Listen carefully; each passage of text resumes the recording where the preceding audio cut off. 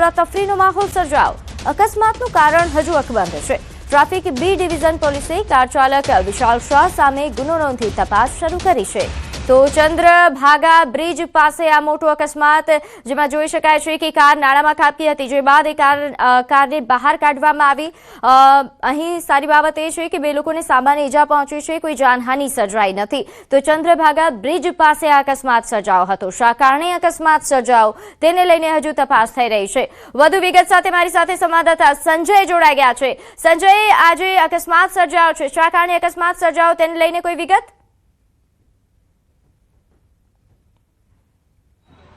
પ્રીતિ, એ સીધા દ્રશ્ય હું પહેલા આપને બતાવવાનો પ્રયાસ કરીશ। હાલ આપ જે આ દ્રશ્ય જોઈ શકો છો કે જે ચંદ્રભાગા બ્રિજ નીચે જે રાણી ડીમાર્ટ તરફથી રિવરફ્રન્ટ તરફનો એક રોડ બની રહ્યો છે અને એ રોડ છે સીધો ચંદ્રભાગા બ્રિજ નીચે જે નાળું પસાર થઈ રહ્યું છે કેનાલ, તે રોડ ઉપર રાત્રિના 2 વાગ્યાના અરસામાં અકસ્માત થયો છે। બે લોકો આ કારમાં સવાર હતા, વિશાલ શાહ અને મુકુંદ પટેલ। આ બંને લોકો જે છે પૂરપાટ ઝડપે આ કાર હંકારી હશે, કારણ કે રોડ જે છે તે એકદમ આ ઝુંપડપટ્ટી વાળો રોડ છે અને હજી બની રહ્યો છે। રાત્રિના 2 વાગ્યામાં તેઓ અહીંયા શા માટે આવ્યા હશે તે તપાસનો વિષય છે, પરંતુ સ્પીડમાં કાર હતી, કારણ કે આપ જ્યાં જોઈ શકો છો કારની હાલત અત્યારે ક્રેન વડે આ કારને બહાર પણ કાઢવામાં આવી છે અને કારના જે વોલ્વો કાર છે તેના એરબેગ જે છે તમામ એરબેગ ખુલી ગઈ છે।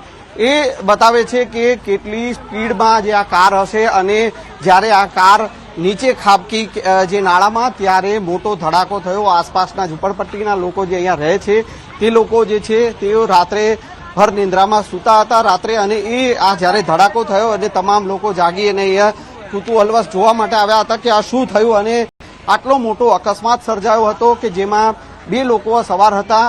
જોકે સારી બાબત એ છે કે આ બંને લોકો જે વિશાલ શાહ અને મુકુંદ પટેલ કે જેઓને સામાન્ય ઈજા થઈ હતી અને તેઓને સારવાર માટે ખાનગી હોસ્પિટલમાં લઈ જવાયા હતા।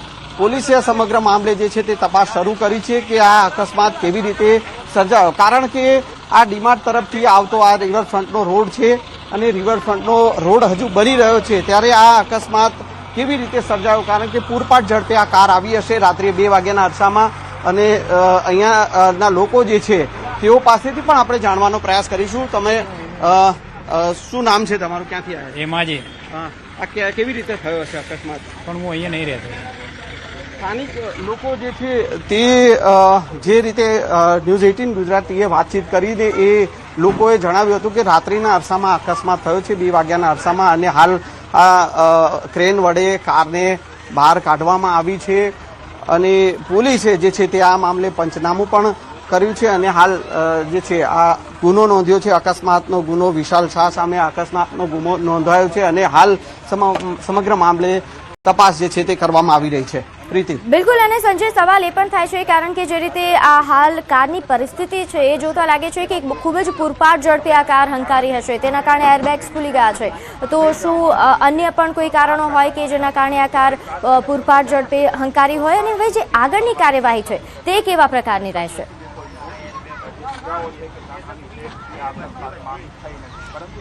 પ્રીતિ, હાલ આ સમગ્ર મામલે ગુનો નોંધવામાં આવ્યો છે અને તપાસ શરૂ કરવામાં આવી છે।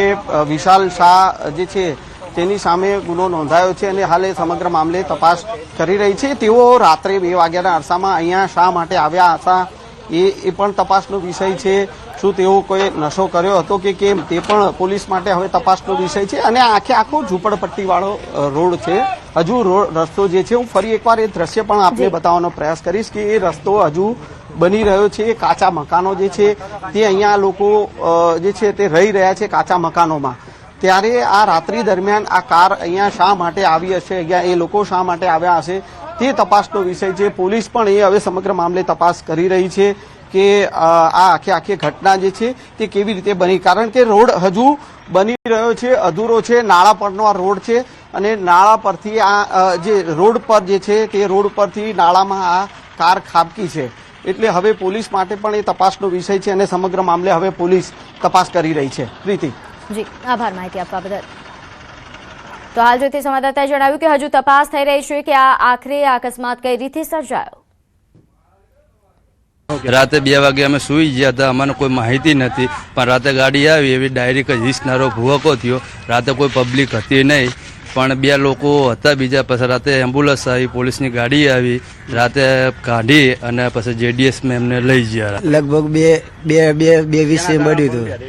રાત્રે ગાડી અહીંયા પડી ગઈ, તો રાત્રે પડી પછી લોકો જોવા ગયા રાત્રે. અત્યારમાં તો પબ્લિક ભેગી થઈ ગઈ. આ રોડ નીકળે છે ડીમાર્ટ થી અહીંયા રાણી સાબરમતી થી ઠેઠિયા રોડ બને છે. નાળા ઉપરનો કેનાલ આ કેનાલ નો બ્રિજ છે. આગળ નહીં જવાનું એવું, આગળ તો બધું બંધ જ છે, પણ અમને ગાડી હરું પારી લાવે તો બીજા શું કરે બિચારા. આ તો જોખમ તો ખરો જ ને પૂરતો. અમારા નાના નાના અત્યારે જો છોકરા કેટલા બધા ફરે, બધા દિવસે જ ફરે છોકરા. રાત્રે એક કઈ ના આવે. આ તો રાત્રે બન્યું તે સારું છે. આટલી સ્ટીપમાં જો દિવસે